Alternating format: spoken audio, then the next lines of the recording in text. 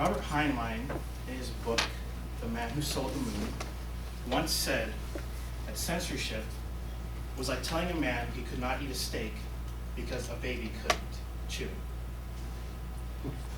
Now, have you ever stopped to think how media is filtered before it reaches the masses?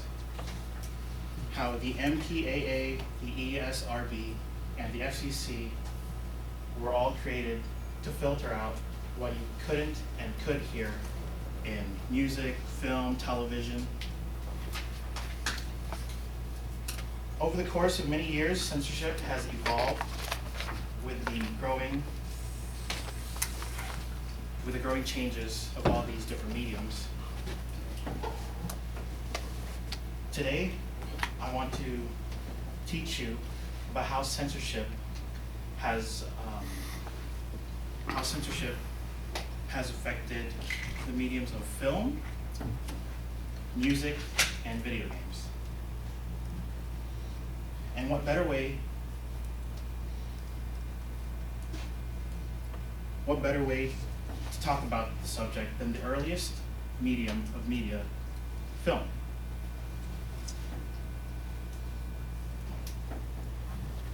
Since the earliest inception of film in the 20th century, censorship for film,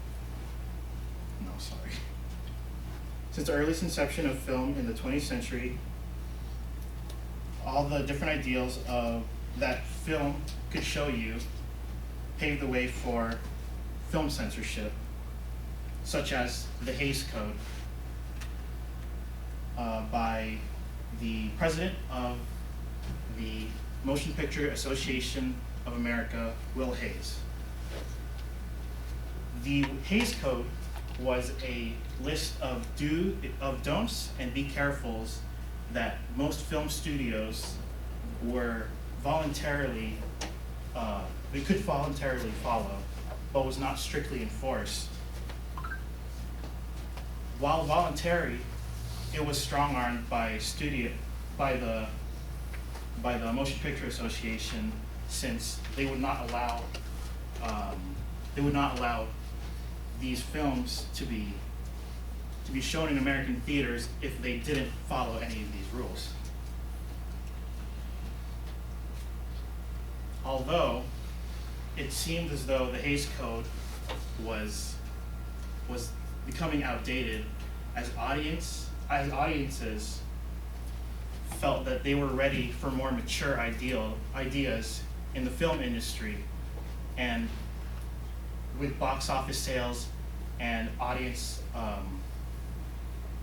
attendances, it showed that the Hays Code was outdated. After Will Hays retired and Jack Valenti succeeded him as president of the MPAA, he introduced the rating system that we know today as the MPAA rating systems, such as rated G, rated PG, rated PG-13, and rated R. But back then, it went by rated G, rated M, rated R, and rated X, such as rated PG-13.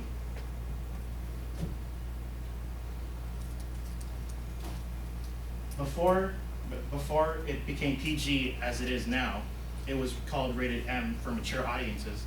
But after seeing that mature audience was too broad a term, they changed it to PG. And while rated X was the original term, they changed it to NC-17, as rated X became synonymous with the porn industry, and films didn't want their mature films to be associated with porn films, as well as the PG-13 rating, which was introduced by Steven Spielberg after he released multiple movies, all rated PG, that showed very mature content, such as Jaws and Indiana Jones and the Temple of Doom. And as movies spoke to many audiences, so did music as well. The growing influence of music on the youth saw different groups deciding what can and can't be heard on the radio and television, such as the Ed Sullivan Show. One infamous show was Elvis Presley's first performance, where he first performed salacious dance moves considered very obscene by audiences back then, but are pretty tame now. And after that, after Presley's following performances, after that performance, he was filmed from the waist up so as to not cause hysteria as he did his first performance.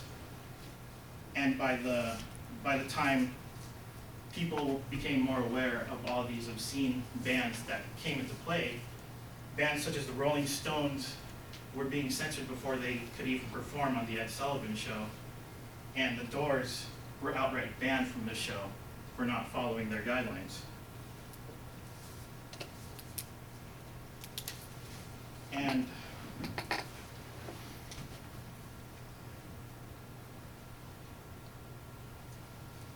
as music became censored by groups, the parental advisory label came into effect thanks to Al Gore's wife, Tipper Gore, who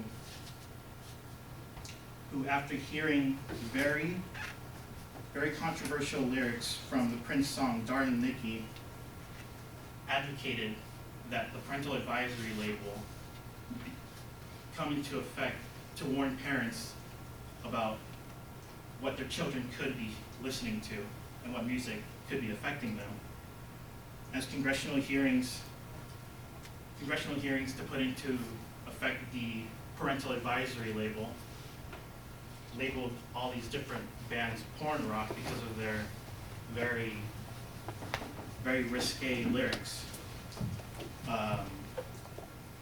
Hip hop was taking advantage of the parental advisory label and using it as a selling point rather than worrying about how it could affect its sales.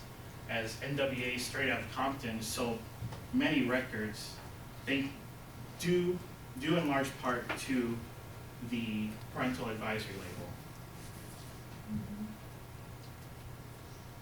And with the recent advent of video games, it became the latest subject of censorship as well.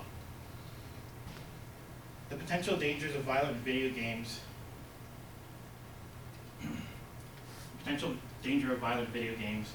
became apparent for censor groups, and as, for example, the ESRB, or the Electronics,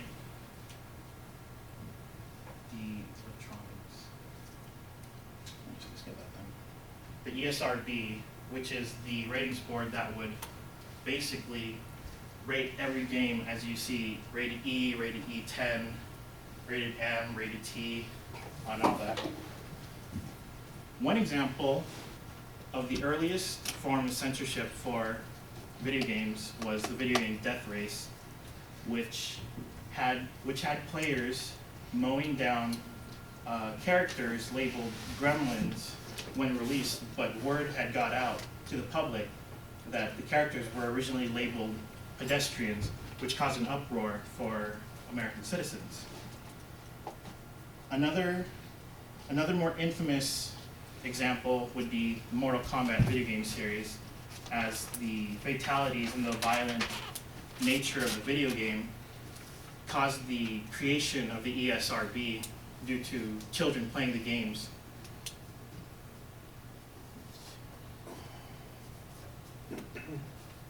And one last example would be the Grand Theft Auto series, which is always synonymous with violent behavior, and censor groups accusing it of causing violent behavior. The link between video games and violent crimes, ever since the inception of video games and what violence they could put into the games, censor groups have used that as a scapegoat and have accused various video games of causing violent behavior in adolescents. Video games such as Wolfenstein 3D and Doom have been linked to various mass shootings, and the Columbine shooting is one of many examples that political groups would use as an example of violent video games affecting children. Another example would be the video game Call of Duty Modern Warfare 2, where there's an optional mission where players can shoot down an airport full of innocent civilians, even though the video game gave that as an optional mission and it warned players of disturbing content beforehand. And lastly, there's been no definitive evidence that violent behavior has been linked to violent video games in recent years. Now that I've discussed with you all the different types of censorship in the media, I want to summarize what we went over. First, we went over the formation of the MPAA and how it affected the film industry and how people watch movies today. Secondly, how the changing landscape of music has also paved the way to the parental advisory label. And lastly, how violent video games brought about the creation of the ESRB and how people still link it to violent behavior in adolescence. Now, people don't think too much about censorship, though after my speech, I hope everyone walks away with a broader knowledge of how censors really work with our day-to-day social media and such. Hopefully this long-winded history lesson wasn't too much for all of you to chew at once.